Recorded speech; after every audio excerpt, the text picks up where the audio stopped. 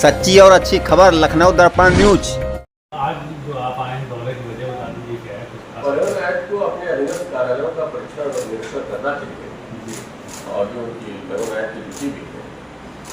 लखनऊ देश की राजधानी है और लगातार शासन स्तर से और माननीय मुख्यमंत्री जी के स्तर से, माननीय मंत्री जी के स्तर से पूरी कार्यप्रणाली में बेहतरी के लिए निर्देश प्राप्त होता रहता है। ऐसी स्थिति में कुछ हमारे कैंपेन भी चल रहे हैं जो ऑनरेबल चीफ मिनिस्टर साहब ने भी खुद भी कहा स्टेज से शनिवार को जो बात की मीटिंग हुई थी उसमें दो हेलमेट को पेट्रोल कैंपेन और अन्य निर्देश दिए कि कैसे जनता के प्रति बेहतरी होनी चाहिए, कार्यप्रणाली में सहूलियत होनी चाहिए। जनता से भी अपेक्षा की कि नियम कानून जो है उनकी बेहतरी के लिए है, उसको फॉलो करें। इन सब चीज़ों पे और रेवेन्यू चालान का जो उन्होंने सिस्टम नया इंट्रोड्यूस किया है, इसमें अब सूचनाएं चैटबॉट से भी जा रही हैं। उसके अलावा कुछ पॉजिटिव सूचनाएं भी अब जाना शुरू हो जाएंगी। इन सब चीज़ों पर रिव्यू करने के लिए आज हम बैठे हैं। सर रिव्यू में क्या निकला जी सर रिव्यू में क्या निकला? रिव्यू में लखनऊ में स्थिति अच्छी है, बेहतर हो रही है, उसको और प्रचार प्रसार होना है, लेकिन आप लोगों का सहयोग बहुत अधिक है, उसका व्यापक प्रचार प्रसार हो रहा है। बाकी पैरामीटर्स पर हमने देखा कुछ जिलों में लास्ट ईयर के कंपैरिजन में जो चालान से रिकवरी होनी थी वो काफ़ी बढ़ी हुई है। जैसे उन्नाव में बढ़ी 800%, सीतापुर में शायद बढ़ी है और अन्य जिलों में भी एक पॉजिटिव साइन है। और उसमें हम ये भी सोच रहे हैं, अभी हमने अपने अधिकारियों से वार्ता की है कि पूरा प्रोसेस सेंट्रलाइज होने की जगह डिसेंट्रलाइज कर दें, क्योंकि स्थानीय स्तर पर ARTO प्रशासन और ARTO इन्फोर्समेंट उनका रोल रहता है अलग अलग कार्यों के लिए। तो जो आवश्यक समझे चैटबॉट पे, क्योंकि अब डेटा बेस्ड है, डेटा एनालिटिक्स बेस्ड है, कोई व्यक्ति को उसमें इन्वॉल्व नहीं हो रहा है, सब कंप्यूटराइज हो रहा है, तो उन संबंधित को सूचनाएं दें। वैसे भी भारत सरकार ने, जैसा कि आप अवेयर हैं, चैटबॉट के लिए वाहन, सारथी, चालान तीनों का इंटीग्रेशन अलाउ कर दिया है, वो बहुत एडवांस स्टेज पे है।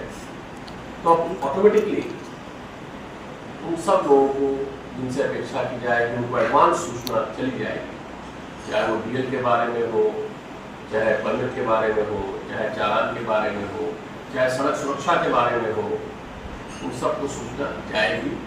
इसमें हम लोग सीरियसली काम कर रहे हैं और बहुत जल्दी ये काम शुरू।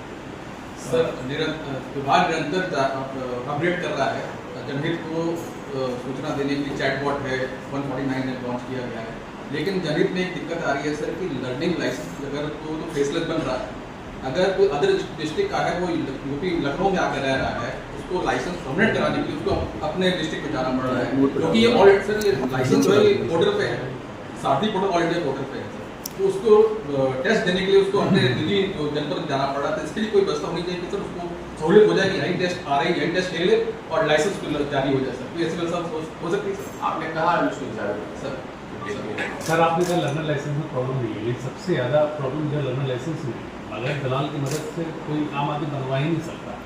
स्मार्ट लॉक ऐप उसका काम ही नहीं करता है, लिंक जनरेट हो जाता है तो फिर उस पर पोर्टल पर जाके जो है टेस्ट भी दे सकते हैं। इसमें बहुत सारे कॉम्प्लिकेशन नहीं, मैं आपकी हम लोगों ने सब 2-3 कैंप लगाए, 3 और 4 तो हमारे जो ऑफिस में लगाए, कल काउंसलिंग शिविर लगाया, उसमें इतनी प्रॉब्लम निकल के आई है कि आम आदमी को वैसे आप जाके ऑनलाइन बनवा नहीं पाएंगे। देखिए, दो बात, जैसा कि यदि आप अवेयर हो तो ऑनरेबल CM साहब ने जन सुविधा केंद्र 1.5 लाख पूरे उत्तर प्रदेश में अभी उस दिन उद्घाटन ट्रायल चल रहा था, 1 महीने उद्घाटन। ये बहुत बड़ी बात है। इसका मतलब गांव-गांव में ये सुविधाएं उपलब्ध हो गई हैं। अभी प्रोसेस शुरू हुआ है, कुछ हो सकता है कि टेक्निकल इशूज अगर आए या इंफ्रास्ट्रक्चर इशूज आए, लॉजिस्टिकल इशूज आए, आगे आने वाले महीनों में और स्मूदन हो जाएगा और इसके लिए किसी को आरटीओ ऑफिस आने की आवश्यकता नहीं पड़ेगी। बहुत से ऐसे भी एग्जाम्पल हैं कि जो लर्नर लाइसेंस लोग घर से ही बनवा लिए, उनको कोई दिक्कत नहीं आएगी। इसलिए टेक्नोलॉजी है, कभी हो सकता है कि कनेक्टिविटी ठीक ना हो, कभी हो सकता है कुछ उनके यहाँ पर्टिकुलर इशू हो, इन सबको भी देखना पड़ेगा। लेकिन बहुत से लोग अपने से बनवा रहे हैं और अगर आप एविडेंस देखना चाहते हैं तो आज मैंने देखा, अभी कुछ दिन पहले गाजियाबाद गया था, उसके बाद गोरखपुर से पहले गया था, फरुखाबाद गया था, इन सब जगहों पे नोएडा गया था, कोई भीड़ नहीं। आप देखिए कहाँ कोई भीड़ है, तो भीड़ होनी चाहिए सामान्य। तो ये सब आधार है और खासकर हम लोग बहुत ही उत्साहित हैं जो ऑनरेबल सीएम साहब ने 1.5 लाख गांव-गांव में सीएससी को कहा है और केवल 30 रुपए में ही जो सर्विस चार्ज होगा, बाकी उनको देना पड़ेगा जो सरकारी है, उनका पूरा कार्य होगा। तो ये अपने आप में बहुत ही फंडामेंटल स्ट्रक्चरल चेंज है। विश्वास रखिए विभाग पे, अच्छा होगा। सर, लर्निंग लाइसेंस में जो टेक्नोलॉजिकल मिसयूज हो रहा है, अब सीएससी पे नकेल कैसे कसी जाएगी, उसको कैसे मॉनिटर किया जाए कि वो लोग ये काम नहीं करेंगे? सर, सीएससी के साथ एमओयू है, एक कॉन्ट्रैक्ट है, उनको परमिशन दी गई है, भारत सरकार के मंत्रालय के अधीन है। जरा सा भी दिक्कत आएगी तो कंप्लेंट जाएगी और वो डिसमिस हो जाएगा वो पर्टिकुलर, तो या क्रिमिनल केस अगर है तो क्रिमिनल केस होगा। आपको पता है कि हाल के दिनों में विभाग ने क्रिमिनल केसेस भी लॉन्च किए हैं। लखनऊ का एक केस था जहाँ मैनिपुलेशन कुछ हुआ था, वहाँ पे एफआईआर दर्ज हुई। उस तरह के केसेस होंगे, ये हो रहा है तो उसको हम लोग हैंडल करेंगे। जन सुविधाओं को बेहतर बनाने के लिए क्या यहाँ पर सीएससी की स्थापना या कुछ केंद्र खोले जाएंगे आरटीओ के आसपास या आरटीओ में? 1.5 लाख सीएससी ऑलरेडी है। यदि 1.5 लाख सीएससी के बाद कोई आवश्यकता होगी तो सीएससी कॉल लेंगे। अभी तो पहले 1.5 लाख सीएससी को प्रोसेस स्टार्ट करने हो गया है। उनको जो इश्यूज अगर आ रहे हैं उनको रिजॉल्व करना, ये अपने आप में बड़ी एक्सरसाइज है। पहले इस एक्सरसाइज को पूरा होना और ये कॉल सीएससी लेगी।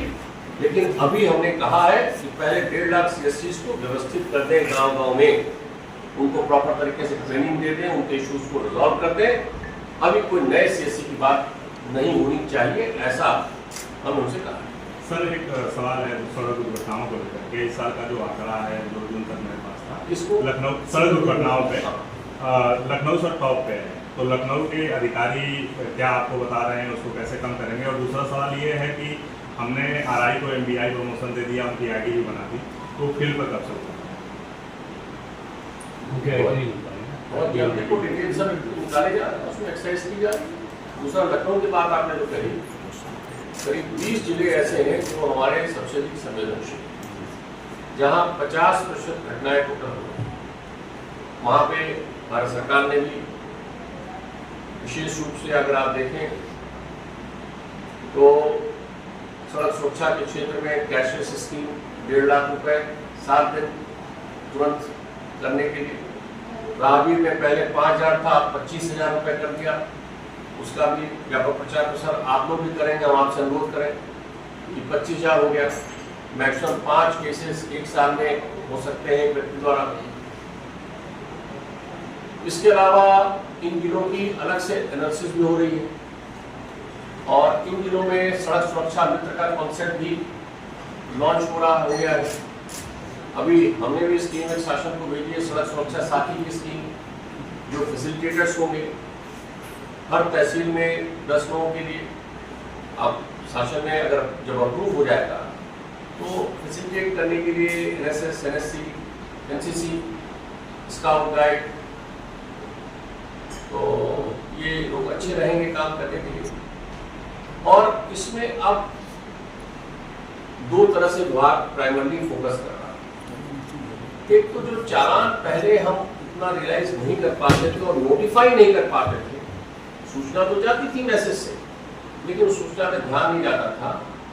अब हमारे विभाग ने 1 हफ्ते के अंदर 24 लाख लोगों को 2022, 23, 24, 25 के नोटिस भेजे। नोटिस ने लोगों को फाइनेंशियली जो है प्रेशर डाला है और एक विचार है कि जब फाइनेंशियल प्रेशर आदमी पे आएगा तो बेहतर तरीके से उस सड़क पे गाड़ी चलाएगा। दूसरा, अवेयरनेस लेवल बढ़ा दी है सड़क सुरक्षा पे।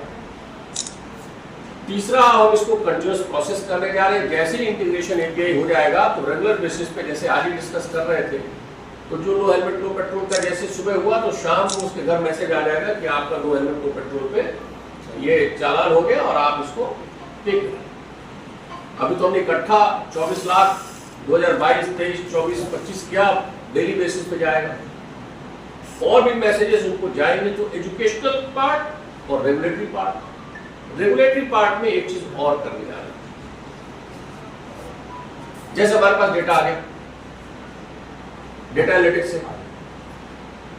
3000 सरकारी ड्राइवर्स जो है, सरकारी गाड़ियों के ड्राइवर्स वायलेशन करते हुए दिखाई पड़े। अब हम सभी कलेक्टर साहबान को चिट्ठी लिखने जा रहे हैं कि साहब आप हमको ये बताइए कि संबंधित विभाग से बात करके कि उस दिन वो गाड़ी कौन से ड्राइवर साहब चला रहे थे, जिससे उनके ड्राइवर साहब के उसमें ड्राइविंग लाइसेंस के निलंबन की बात भी सोची जा सके। उसी तरह से कॉमर्शियल का भी हम करने जा रहे हैं इसको। तो आगे हम जो है इसमें और भी बढ़ने जा रहे हैं। हमारे पास ये डेटा आ गया, हमारे पास डेटा एनालिटिक्स से एक और डेटा आ गया।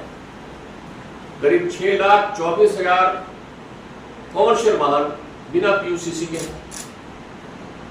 अब उनको भी हम उसी तरह से, हमारे नोटिस बन गए हैं, मेल मर्जिंग के द्वारा हम तत्काल उनको नोटिस भेज देंगे कि भाई आपकी गाड़ियां सुरक्षित होनी चाहिए, पीयूसीसी होनी चाहिए। प्राइवेट गाड़ियों का अलग से हमारे पास डेटा है, पहले ये कर लें फिर उसके बाद वो करेंगे। फिर उसके बाद डेटा एनालिटिक्स से, जिसको मैं बार बार एम्फसाइज कर रहा हूं, हम लोग इंट्रोड्यूस किया और कर रहे हैं, व्हाट्सएप चैटबॉट उसमें पार्ट है।